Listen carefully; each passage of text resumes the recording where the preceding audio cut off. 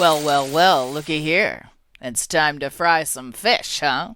Hello there, everyone! Welcome to episode number 510 of this here electronic engineering podcast called Amelia's Weekly Fish Fry, brought to you by eejournal.com and written, produced, and hosted by yours truly, Amelia Dalton. My friends, this week we have a unique blend of fish fry goodness to throw your way. First up, Pete Nicoletti from Checkpoint Software and I chat about the top 3 cybersecurity threats facing SMBs today and why their prevention first strategy can help solve these issues. Also, this week, I check out a recent study that contends that the first life in our solar system may have been on Mars. So, without further ado, please welcome the one and only Peter Nicoletti to Fish Fry. Hi, Pete. Thank you so much for joining me. Fantastic. So excited to be on your show. I've listened to a bunch of your podcasts, and I just feel the excitement oozing out of my speakers. I love that. All right, so let's talk a little bit about your background. You were at Hertz Rental Car and then VP of Security Engineering at Verizon. So what brought you to Checkpoint Software, and what's your role now? Well, I've been in IT for 30 years, and I had started a networking company and a computer company and then the ISP out of a bedroom. And when I was running this ISP, I was hacked. And this is 27 years ago. I talked to a buddy and he says, you need this new thing called a firewall. And I'm like, what is that? And so he installed it. And he goes, this hacker was really good. He patched your system to prevent other hackers. And I'm like, well, he's not good enough to not get arrested. And I chased him down, flew up to Canada and had him arrested. And I went down the crazy rabbit hole of security, started an MSSP, and then got into the executive ranks because I was very aware of the business side of security as well as the technical side. And so the last couple gigs have been on the commercial side. And when an opportunity came up with, the world's leading cybersecurity company, I had to take it. It's a global CISO role. I'm part of a group of 4 CISOs that cover the globe, and we work on strategy with customers and meet their most craziest, security challenges with our tools and capabilities. So it's a great job. I love it. Excellent. All right, so let's talk about Checkpoint's prevention first strategy. And what exactly does that mean for designers?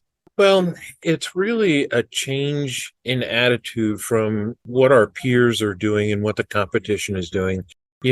Everybody is pretty decent at detection, and detection is not good enough anymore because of the speed between initial inception of the initial vector being compromised and from the time till data is exfiltrated or encryption, blackmail, or ransomware, and to where things start to be damaged. So it's no longer good enough to detect something because humans aren't fast enough to detect something and then respond to it. So you really have to have a prevention mindset. And that's where Checkpoint is absolutely in a leadership position, is because we focus on prevention. So like, for example, the latest internal tests that we're doing against our peers, we're at 99.2% against 350 different 0 days.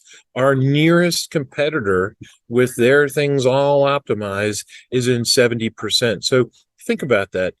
More than 25% of the 0 day attacks are going to get through our competition and start affecting their processes and attempting to steal proprietary information and just, making a mess of things. Prevention is so much better because you can sleep at night. Whereas detection, you got to really keep an eye on things. And even when you're keeping an eye on things, it's not fast enough. So Gil, the inventor of the firewall, he's been 10 years ahead of the marketplace with the way he thinks. We were the first to announce Gen 5 attack support. And now for the last couple of years, this whole prevention first methodology and capability of all of our tools, our cloud tools, our endpoint tools, and our firewalls all have this prevention first. Our threat cloud is second to none. So as we see 0 days out there, we're able to recognize those and distribute that out to our devices and endpoints within seconds. So it's a whole ecosystem It's not just the configuration and where the tools are sitting, but that threat cloud and our obsession with responsiveness to new threats is what makes the whole thing work really, really well for our customers. According to a recent report, only a third of small to medium sized businesses have adequate cybersecurity protection. So, how should these SMBs be thinking about cybersecurity, Pete? Yeah, they have a lot of challenges. It's typically budget and people. And the worst stat is that 42% of SMBs end up closing their doors if they're breached. In Checkpoint Research, we pop out research every week. The top threats are phishing, malware, credential theft, ransomware, remote access, and insider threats.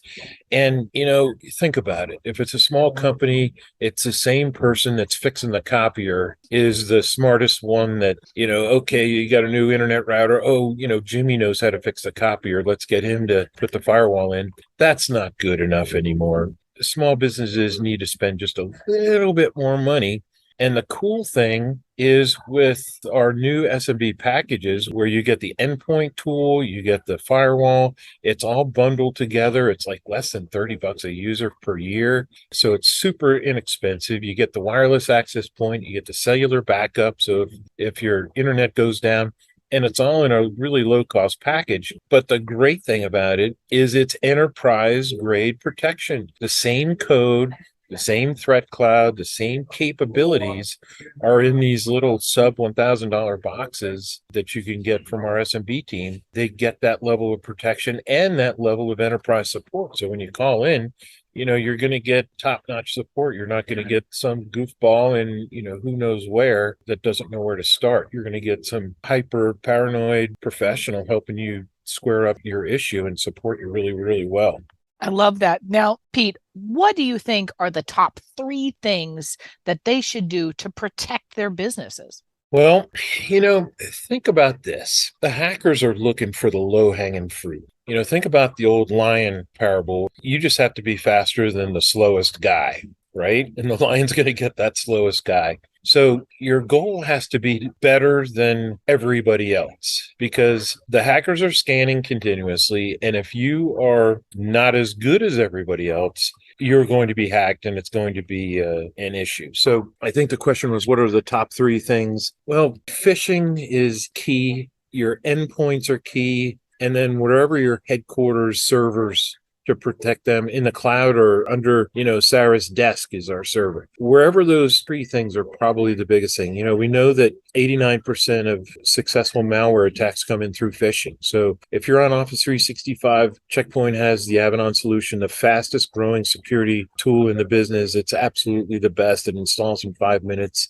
It just whoops on the competition and it's so simple to manage and it just eliminates the phishing risk because of the COVID virus and everybody's working from home. So a lot of people kind of caught them sideways and they didn't have equipment for home. So they allowed, their employees to bring their own device, to use their own laptops and their own cell phones. So that's a huge risk. So with just a simple agent installation, you can lock down that computer, lock down that cell phone, even if it's a shared device. Because think about it, your kids are on your laptop, they're downloading games, who knows what websites are going to. You're opening up your personal email, which is not typically protected by an email protection tool. You're able to click on malicious links and download funky stuff, and that vector gets immediately eliminated with our Harmony tool. And then finally, lots of small companies are recognizing the value of the cloud and with scalable resources and much more reliability and not being an expert in protecting their cloud assets. That's where Checkpoint comes in with CloudGuard. Boom. It's super easy to install, click, click, click, and all of a sudden you have automated protection. So if you goof up and make a misconfiguration where a lot of breaches occur with open S3 buckets and open ports that you forgot to close, our tool will find it, fix it, and say, hey, go back to sleep. You're protected. So those three things I would say are the top three. Excellent. Now, Pete, it is time for your off the cuff question. Now, I know that you have a couple world records.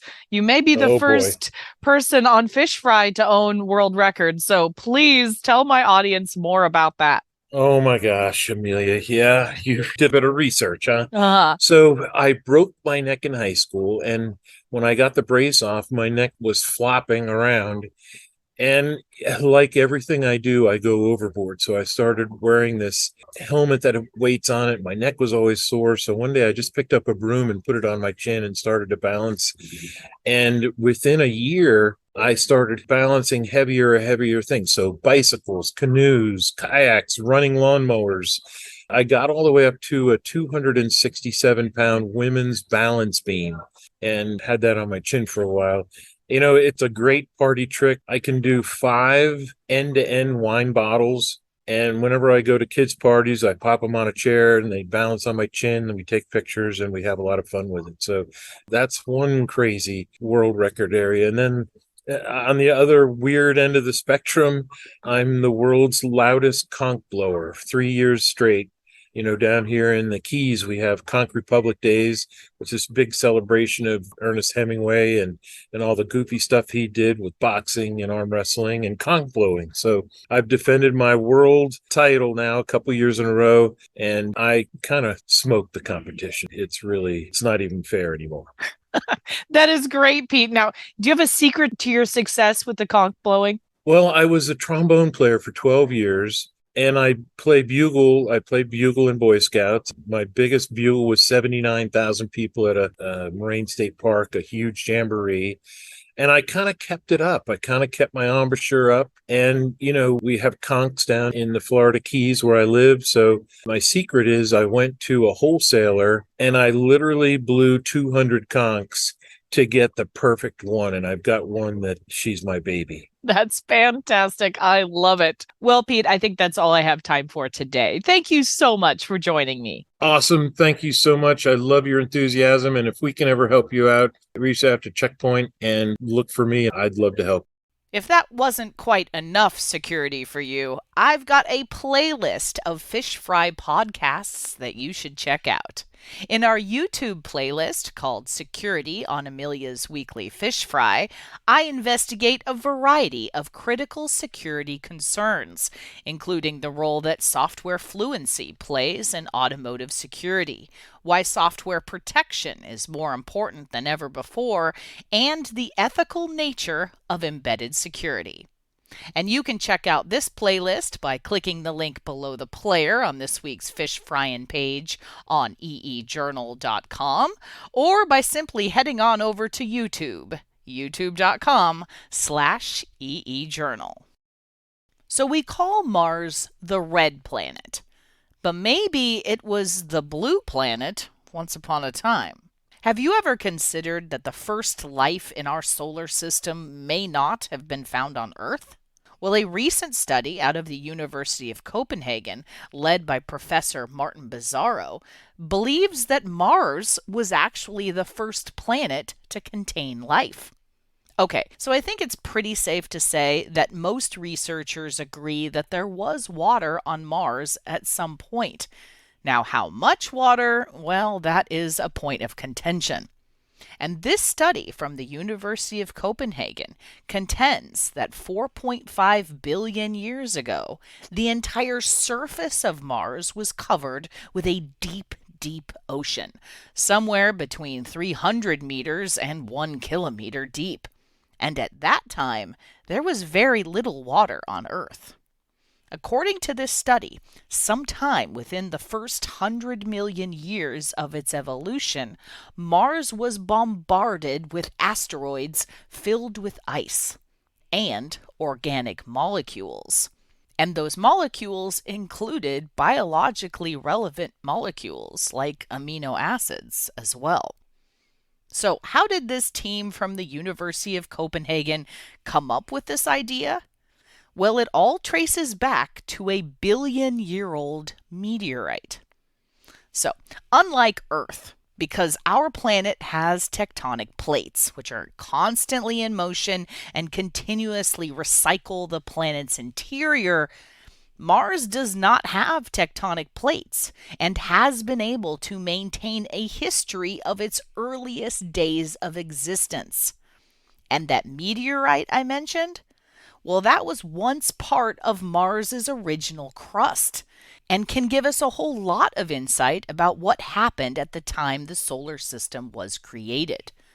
Professor Martin Bizzarro from the Center for Star and Planet Formation at the University of Copenhagen explains the connection between these asteroid collisions with Mars and the beginning of life on Earth. He says, "This happened within Mars's first 100 million years. After this period, something catastrophic happened for potential life on Earth. It is believed that there was a gigantic collision between the Earth and another Mars-sized planet. It was an energetic collision that formed the Earth-Moon system and at the same time wiped out all potential life on Earth." Wow. So I think this study is only scratching the surface, literally and figuratively, of Mars research.